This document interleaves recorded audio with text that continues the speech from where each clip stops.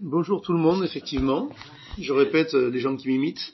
Donc on va continuer notre série, bien entendu. On en est à Genèse chapitre 9, la deuxième partie. Et donc on va voir deux, trois choses intéressantes dans une histoire. Il y aurait des choses à dire, il y a des questions à se poser. On va dire qu'on n'a pas forcément tous les éléments.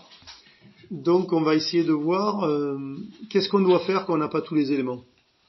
Parce qu'il y en a qui inventent les éléments qu'ils n'ont pas. Et puis il y en a, ils inventent tellement pas que ça n'a pas de sens. Et nous, on va essayer de trouver une espèce d'équilibre qui aura un peu de sens là-dedans. Alors, Genèse chapitre 9, à partir du verset 18, il nous est dit, les fils de Noé qui sortirent de l'arche étaient Sem, Cham et Japhet. Cham fut le père de Canaan. Ce sont là les trois fils de Noé, et c'est leur postérité qui peupla toute la terre. Noé commença à cultiver la terre, et planta de la vigne. Il but du vin, s'enivra, et se découvrit au milieu de sa tente. Cham, père de Canaan, vit la nudité de son père, il le rapporta dehors à ses deux frères. Alors Sem et Japhet prirent le manteau, le mirent sur leurs épaules, marchèrent à reculons, et couvrirent la nudité de leur père.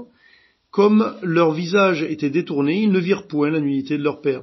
Lorsque Noé se réveilla de son vin, il apprit ce que lui avait fait son fils cadet, et il dit, maudit soit Canaan, qu'il soit l'esclave de ses frères. Il dit encore, béni soit l'Éternel, Dieu de Sem, et que Canaan soit leur esclave, que Dieu étende les possessions de Japhet, qu'il habite dans les tentes de Sem, et que Canaan soit leur esclave. Noé vécut après le déluge 350 ans. Tous les jours de Noé furent de 950 ans, puis il mourut. Donc c'est quelqu'un qui a vécu à peu près comme nous. Donc on a une histoire que tout le monde connaît. Il y a des choses à dire, et je trouve qu'il y a des choses à dire en termes déjà d'interprétation des Écritures, de comprendre un peu un contexte, et de comprendre aussi donc du coup une époque, une dispensation. Et ici, la première chose parce qu'il y a plusieurs points qu'on va aborder, la première chose, ça va être déjà de comprendre, que qui est Noé dans cette histoire. Déjà, qui est Noé dans cette histoire. Donc là, on est quand même relativement au début de l'humanité, on est au début d'une nouvelle humanité, on va dire, d'une certaine manière. On n'est pas sous la loi. Donc on n'est pas dans quelque chose de structuré, de développé et de posé pour les siècles à venir. Et du coup, ce qui se passe, c'est que dans cette époque de temps, donc dispensation, Noé, il est tout à la fois. Donc là, c'est évidemment le père de ses enfants, ça, jusque-là, il n'y a pas de scoop. Ensuite, c'est un sacrificateur, il offre un sacrifice, on a vu un petit peu plus haut, de reconnaissance. Il est prophète. Il est chef de clan. En fait, il est tout. Il est tout parce qu'on n'est pas sous la loi, parce que les choses ne sont pas divisées, réparties, etc. Donc, il est tout. Mais du coup, avec ce tout, il y a deux choses qui se passent.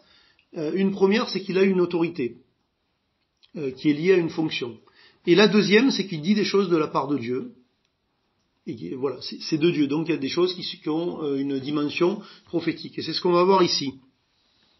Et pourquoi je dis tout ça? Parce que c'est intéressant le litige qui se passe à cet endroit-là. Déjà, il y a pas mal de choses à noter. Premièrement, Noé, ici, on va dire, c'est qui le premier qui pêche là-dedans?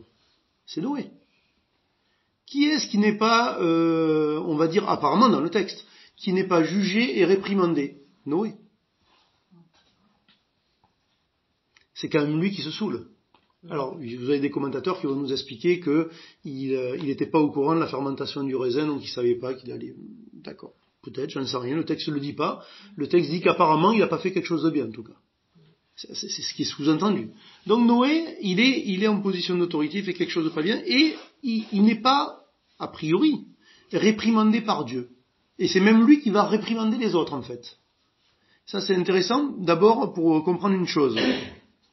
Vous savez, il est dit dans la loi, donc ça c'est plus tard, de ne pas porter d'accusation contre un ancien, si ce n'est s'il y a plusieurs personnes, donc en fait, des éléments de preuve, etc. Dans le Nouveau Testament, il est repris la même chose par rapport aux anciens dans l'Église, aux pasteurs, etc.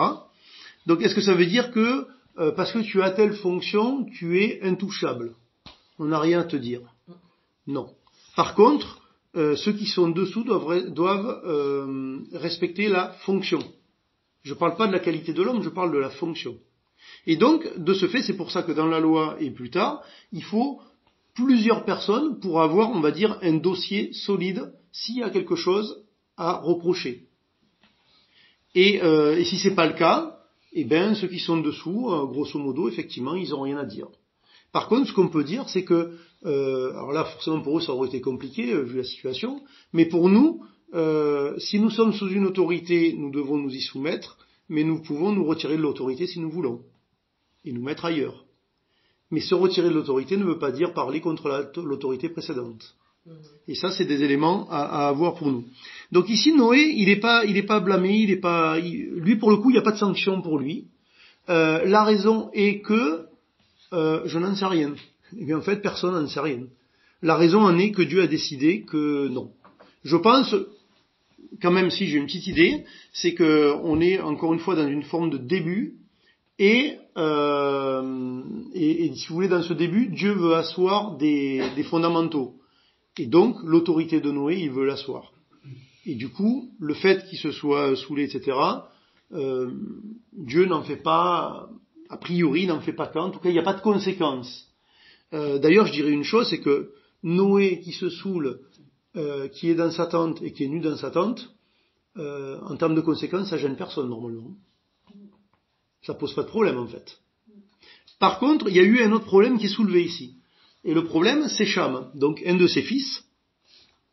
Donc lui, pour le coup, lui, qu'est-ce qu'il fait ? Il fait quelque chose qui va pas. Lui, il va rapporter ce qu'il a vu à ses frères. Et ça, apparemment, ça lui est reproché de manière assez sérieuse. Ça lui est reproché de manière assez sérieuse, mais c'est intéressant parce qu'en fait, il y a quelque chose qui est très bizarre dans ce récit. Je vais vous le lire, le truc qui est bizarre en fait. Il est dit au verset 18, les fils de Noé qui sortirent de l'arche étaient Sem, Cham et Japheth. Cham fut le père de Canaan. Au verset 22, il est dit Cham, père de Canaan, vit la nudité de son père. Et au verset 25, c'est Noé, pas Noël, qui une fois qu'il a cuvé son vin, et il dit maudit soit Canaan, qu'il soit l'esclave des esclaves de ses frères. Et là, je me pose une question très simple. Mais qu'est-ce qu'on en a à faire de Canaan ? Pourquoi on nous parle de Canaan ? Et surtout, pourquoi est-ce que c'est Canaan qui prend c'est lui en fait qui prend la punition pour le péché de son père ? Dieu serait-il injuste ? Bizarre ça. Alors là, il y a trois choses à comprendre. Encore une fois, en termes de contexte, d'interprétation, etc., je l'ai déjà dit dans des chapitres précédents. C'est important de l'avoir en tête sur toute la Genèse, c'est que, et c'est souvent le cas dans les différents livres de la Bible, et dans n'importe quel livre qui est écrit d'ailleurs par ailleurs, en général vous écrivez avec un but dans ce que vous écrivez. Et la question c'est, la Genèse a été écrite pourquoi ? Pourquoi ? Pour qu'on sache comment la terre a été créée, pour qu'on sache combien il y avait d'animaux au début, pour qu'on sache pourquoi il y en a eu moins après ou plus. Non. La Genèse, elle est écrite, vous savez pourquoi ? Pour montrer au peuple juif plus tard, parce que n'oublions pas, c'est Moïse qui a écrit. C'est Moïse qui a écrit, alors qu'il est avec le peuple sorti d'Égypte dans le désert, avec comme objectif de rentrer en Canaan. C'est Moïse qui écrit. Et Moïse, il écrit au peuple juif pour leur expliquer d'où ils viennent. Donc d'où ils viennent, c'est d'abord forcément d'où vient l'humanité, mais ensuite d'où ils viennent, ça va être d'Abraham, un petit peu plus tard, enfin même 2 chapitres plus tard. Et en fait, dans ce d'où ils viennent, il y a aussi autre chose.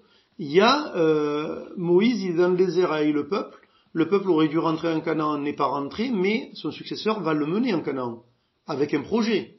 Et dans ce projet, il y a des choses qui sont pas très jolies, quoi.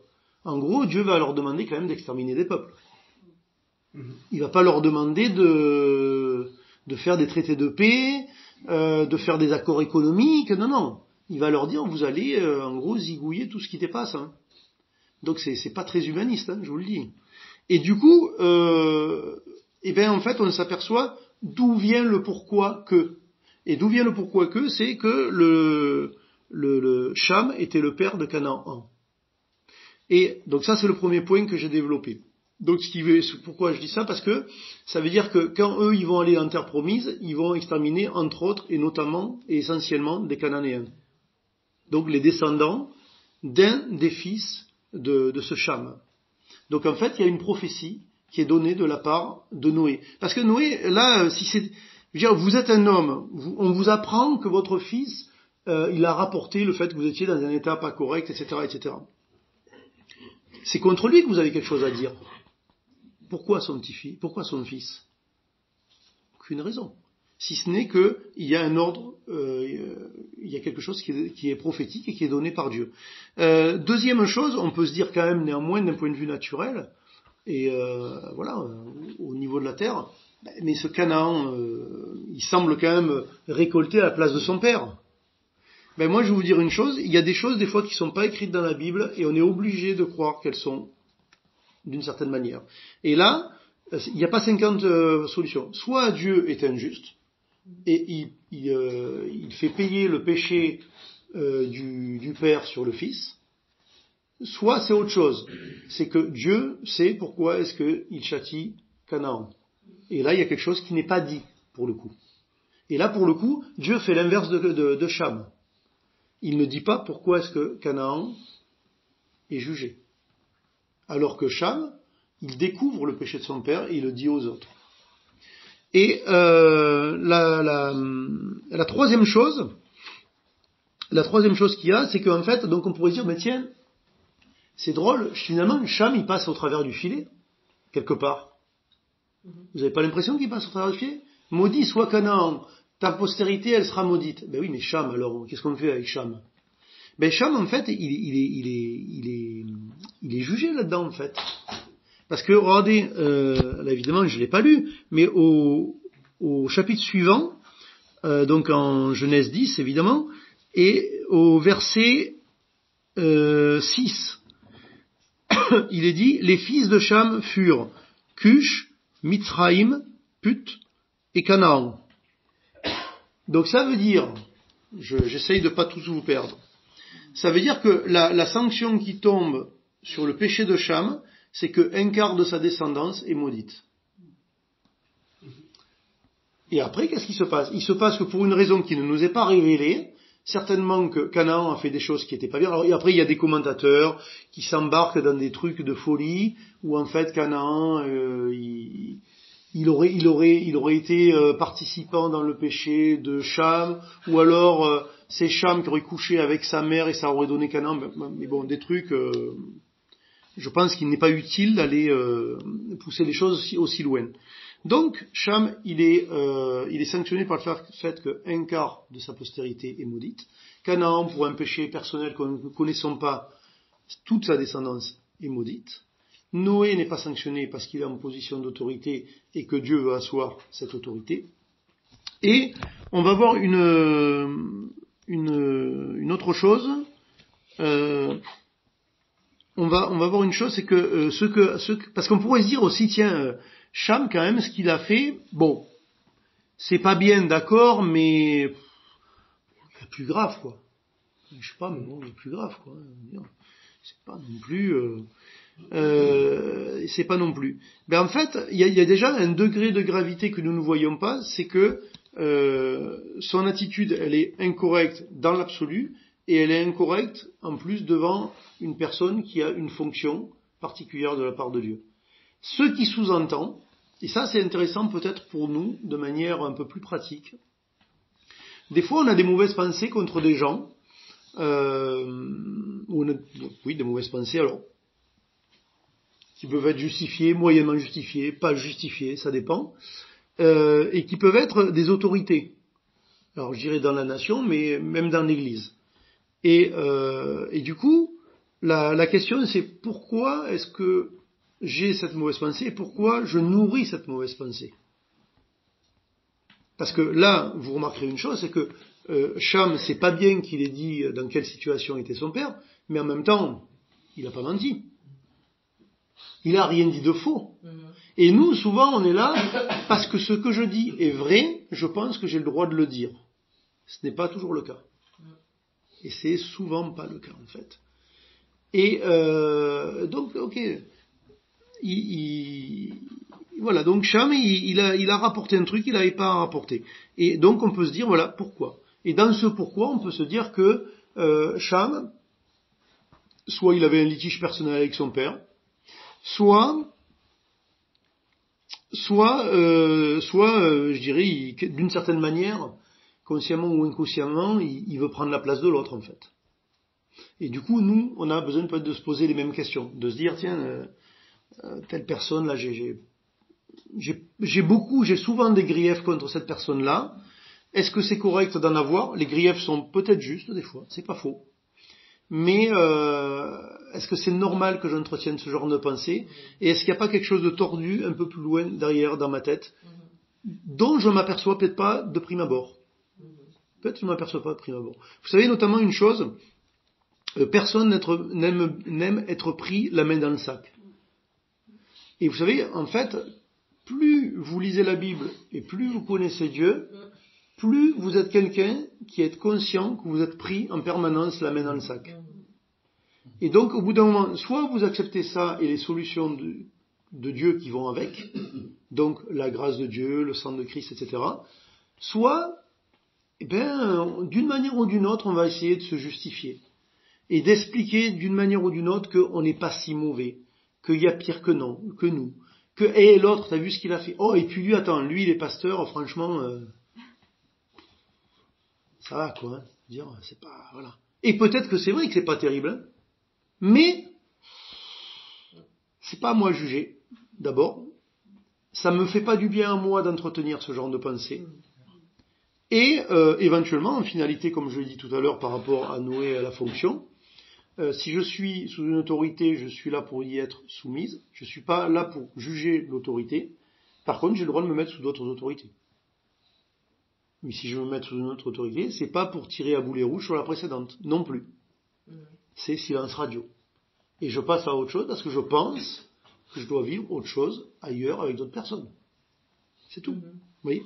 Alors on va venir sur quelques petits versets, petits ou grands, je sais pas. Où est-ce qu'on les a mis cela ? Voilà. Donc l'inverse de ce qu'a fait Cham, on va le voir par exemple enfin c'est un verset qui est dit 3 fois dans la Bible de manière plus ou moins identique. On va le lire en Proverbe 10-12. Proverbe 10-12. Alors juste avant ça, j'ai quand même une autre chose dans ma tête. Là, vous savez, Cham, il est quand même, même si c'est Noé qui pêche en premier, il est en position de faute. On est d'accord. Et nous, j'ai dit que voilà, on allait toujours se retrouver à être pris la main dans le sac. Donc nous, on va être comme Cham, on va être souvent en position de faute. Et cette position de faute peut nous poser des problèmes, du mal à vivre, on va dire. Et des fois, on peut aussi avoir autre chose qui peut être difficile, pénible à vivre, c'est le fait que d'autres nous ont fait du mal.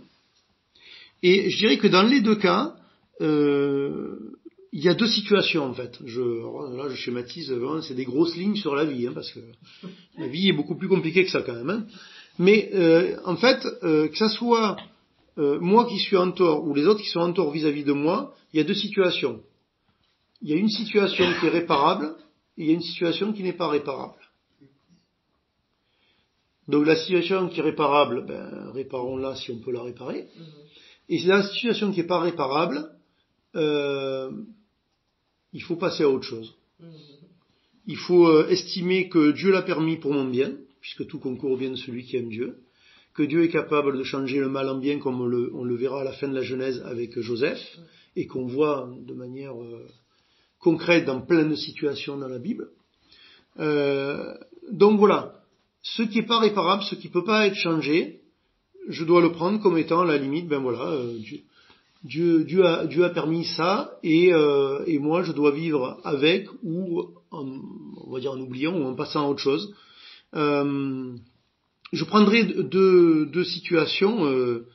Par exemple, hier on était à un enterrement. Là, il n'y a pas de fautif. Mais notamment, on a entendu donc 3 enfants qui ont parlé de leur père. s'ils ne tournent pas la page, ça va être difficile les années à venir. C'est pas leur faute, hein. C'est la faute à personne. C'est la vie. Leur père est mort. Soit alors bon, ils savent qu'il est au ciel, etc. Donc il y a une consolation. Mais après, je veux dire concrètement, il te manque, il est pas là. C'est peut-être compliqué de vivre enfin, j'en sais rien. On est tous différents. Voilà. Mais à un moment donné, il faut tourner la page. Il n'y a pas de réparation, il n'y a pas de marche arrière, il n'y a pas de possibilité. Vous voyez. Alors j'avais une deuxième chose en tête. C'était quoi? Je sais pas. Hein, c'était quoi? Je sais pas. Elle sait pas non plus. Revenir à la page précédente. Revenir à la page précédente. Non. Non. Alors réparation par réparation, ça, grosso modo, on a dit un peu la chose. Soit on répare, soit il faut tourner la page. Et non, j'avais un autre exemple que je voulais vous donner. Attendez, ça est en train de remonter presque à la surface. Je sais pas. On va parler d'autre chose, puis ça reviendra. Donc, Proverbe, il est où? Proverbe 10-12. 10-12, il est dit, la haine excite les querelles, mais l'amour couvre toutes les fautes. L'amour couvre toutes les fautes. Donc en fait, même si c'était pas écrit à l'époque de Noé, ça c'est le genre de verset qui aurait dû conduire Cham. L'amour couvre toutes les fautes. Et c'est intéressant parce qu'on peut aussi se dire, tiens, Cham, qu'est-ce qu'il aurait dû faire? Qu'est-ce qu'il aurait dû faire? Alors déjà, il aurait dû ne pas s'attarder à avoir des nudité de son père, mais il aurait dû en tout cas pas aller en parler à ses frères. Ou alors dire là, n'allez pas dans la tente parce que là, papa, il n'est pas dans une situation favorable. Mais lui, manifestement, il est sorti, il en a parlé à ses frères, et il a parlé de... C'est quoi le problème, en fait? Il est à poil dans la tente, quoi. Pourquoi? Parce qu'il est beurré. Donc, on peut très bien dire, il y a un problème, et on n'est pas obligé d'expliquer tout ça, en fait. Alors, des fois, on peut arriver à une extrême où on est obligé de dire ce qu'il en est, bien entendu. Mais voilà. Autre verset qui est quasiment équivalent. Là, c'est intéressant quand même. Il est quand même dit, l'amour couvre toutes les fautes. Ça laisse pas beaucoup de place quand même. Hein. Ça laisse quand même pas beaucoup de place, je trouve. Hein. Ensuite, on a Proverbe 17-9. Donc pas très loin, pas beaucoup plus loin, 17-9. Il nous est dit, celui qui couvre une faute cherche l'amour, et celui qui la rappelle dans ses discours divise les amis. Donc là, c'est assez intéressant, il y a des éléments supplémentaires qui viennent. Il y en a un, c'est de dire quelle est la conséquence de ne pas couvrir une faute. C'est qu'en fait, tu vas donc le rapporter, et le résultat, c'est que ça va diviser les amis. Donc, sous-entendu, c'est pas le but de Dieu, de diviser les amis. Et donc, celui qui couvre une faute cherche l'amour. Ce qui veut dire aussi que dans le fait de couvrir ou de ne pas couvrir une faute, ça implique une motivation ou une autre. Une motivation qui est l'amour, une autre motivation qu'on pourrait appeler la haine, en fait. Et ça, je dirais, indépendamment des motifs. Ils sont bons, ils sont pas bons, ils sont vrais, ils sont pas vrais. Non, là on parle même pas d'inventer des bobards. Non. Il est dit, où il est passé? 17-9. Celui qui couvre une faute cherche l'amour, celui qui la rappelle dans ses discours divise les amis. Et troisième verset dans la même connotation, c'est 1 Pierre 4.8. 1 Pierre 4.8.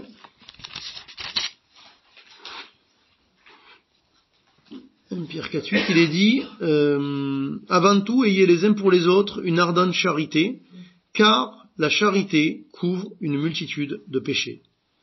Et une autre réflexion qu'on peut avoir à partir de ces trois versets, par exemple, de la situation dont on a parlé et tout.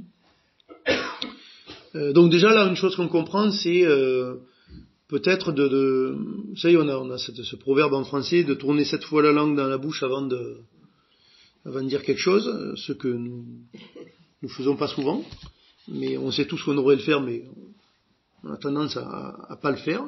On la tourne pas 7 fois, on la tourne moins, et on parle, et c'est pas toujours judicieux.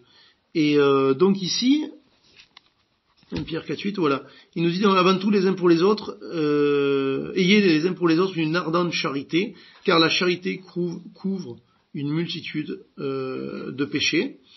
Et oui, l'autre chose que je voulais dire, c'était que là, on est en train de parler par rapport aux autres. Donc notre attitude par rapport aux autres. Quelle est l'attitude que j'ai par rapport à moi-même? C'est-à-dire qu'en fait, de ne pas couvrir les fautes des autres, je peux aussi avoir cette attitude vis-à-vis de moi-même. Et donc avoir tout le temps des paroles négatives vis-à-vis de moi. Je suis nul, je suis pas bon, j'y arriverai pas, enfin bref, mettez ce que vous voulez. Ou alors cette expression qui est terrible, qu'est-ce que j'ai fait au bon Dieu? On en rigole, mais en fait, au-delà de l'expression, quand l'expression devient l'expression d'une vie, ça devient embêtant, parce que ça veut dire que ce genre de verset, de couvrir toutes les fautes, de couvrir une multitude de fautes, en fait, je ne couvre pas les miennes de fautes. Je suis en train même si je les nomme pas, je suis en train de les exposer aux autres. Et donc c'est déjà un manque de pudeur. Et puis en fait, une autre chose, c'est que c'est refuser de recevoir la grâce de Dieu. Vous savez, il y a un verset, je ne l'ai pas noté, dans le Nouveau Testament qui dit « Ne vous privez pas de la grâce de Dieu ». Ne vous privez pas de la grâce de Dieu. C'est drôle sa conversion de dire, mais attends, qui va se priver de la grâce de Dieu? Je veux dire, mais attends, on en a besoin tellement on est en déficit de la grâce de Dieu.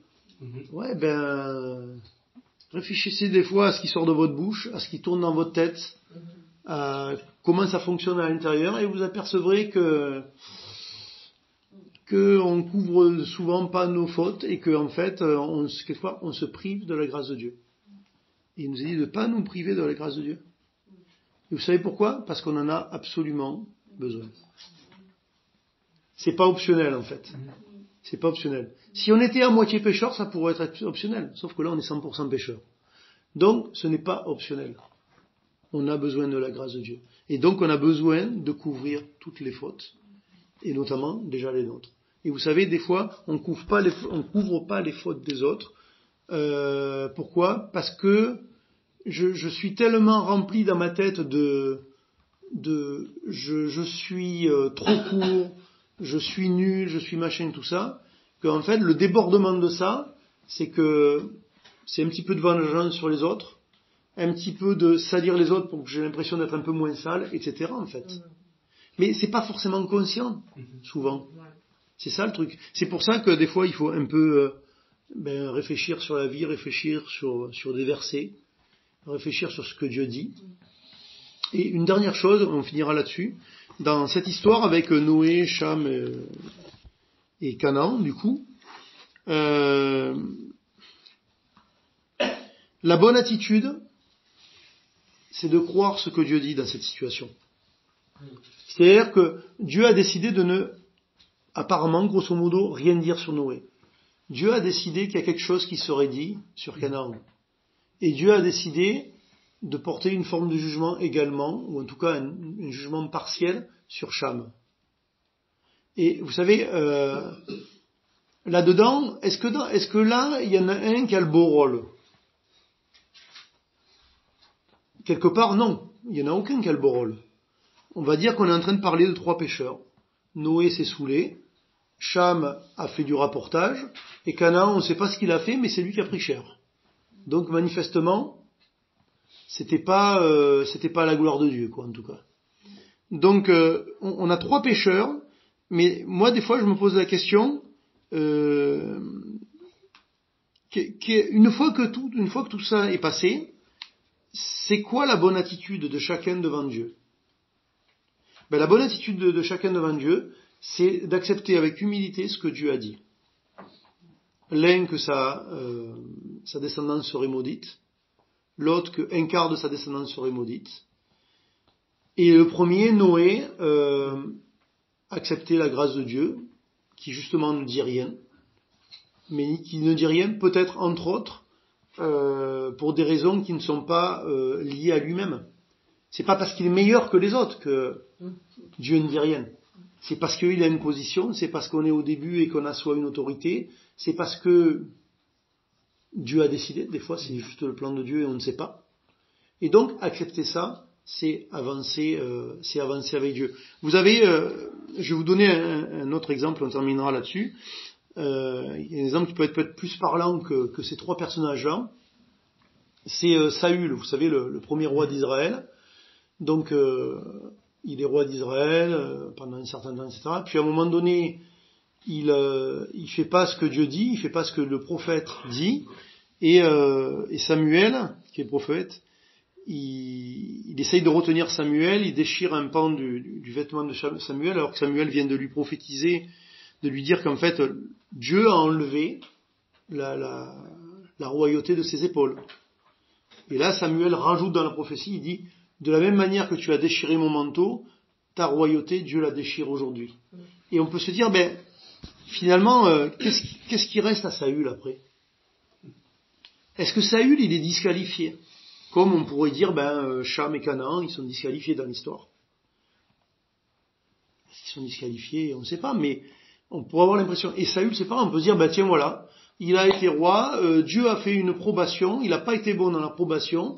Résultat des comptes, comme le jeu qu'il y avait à la télévision à l'époque, là, Saül, vous êtes le maillon faible. Au revoir. À dégager. Ou alors, est-ce que finalement, parce qu'on sait que Saül est un croyant qui va être au ciel, puisqu'il est dans quand Saül et Jonathan vont mourir, David va écrire un cantique dans lequel les deux sont associés dans une postérité éternelle, en fait. Donc ça veut dire qu'il est au ciel, malgré ses péchés, malgré sa folie, malgré tout ce qui va pas. Mais quelle aurait dû être la bonne attitude de Saül après ça? Parce qu'en fait, pourquoi est-ce que Saül est devenu fou après ça? Même s'il décoconnait un peu avant quand même, hein. Mais il a bien ramassé après. Et il a fini fou, en fait. Il s'est suicidé sur le champ de bataille, fou, enfin voilà. Pourquoi? Parce qu'en fait, il a passé tout le reste de sa vie à s'accrocher à quelque chose que Dieu a dit, ce n'est plus à toi. C'est pour ça que je dis que dans l'histoire de Genèse, la bonne santé spirituelle après le péché, c'est croire ce que Dieu a décidé, a dit. Et donc, Saül, il aurait très bien pu dire, ok, très bien, j'enlève le manteau, on le donne à David, je te sers et je m'occupe d'adorer Dieu. Ça aurait été la bonne attitude. Et lui, qu'est-ce qu'il a fait? Il est resté accroché avec son manteau déchiré jusqu'à la fin de sa vie, à vouloir rester le roi qui était déchu. À un moment donné, même une fois que Samuel est mort, il va même voir une voyante pour consulter Samuel. Mais vous imaginez le niveau de folie auquel il est. D'abord, c'est interdit dans la loi. Deuxièmement, lui, en tant que roi, il met une loi pour exterminer ceux qui vont parler aux voyants. Et lui, arrivé dans une espèce de situation extrême, il veut aller encore parler à un mort qui est Samuel pourquoi? Parce qu'en fait, il reste accroché à un monde qui n'existe plus aux yeux de Dieu. L'époque de ta royauté, c'est fini, on te l'a dit que c'était fini. Et toi, tu restes avec, mais si je suis encore le roi, mais si Samuel, c'est encore mon conseiller, mais non, c'est fini. Et ça nous fait du mal dans notre santé spirituelle, si on veut rester accroché à des choses comme ça, et que nous soyons dans une situation où nous avons tort comme Cham, ou nous avons raison comme un autre, parce que c'est les autres qui m'ont fait du mal, en fait. Dans les deux cas, c'est pas bon pour notre santé, et c'est pas ce que Dieu nous demande, en fait. Vous voyez? Donc, juste s'encourager avec ça, et du coup, avec ce qui nous est dit, que l'amour couvre une multitude de fautes, et même l'amour couvre toutes les fautes, et ça doit être un peu un leitmotiv dans nos pensées, et ça couvre en premier lieu nos fautes. Et ça c'est très important parce qu'on l'oublie vite. Amen.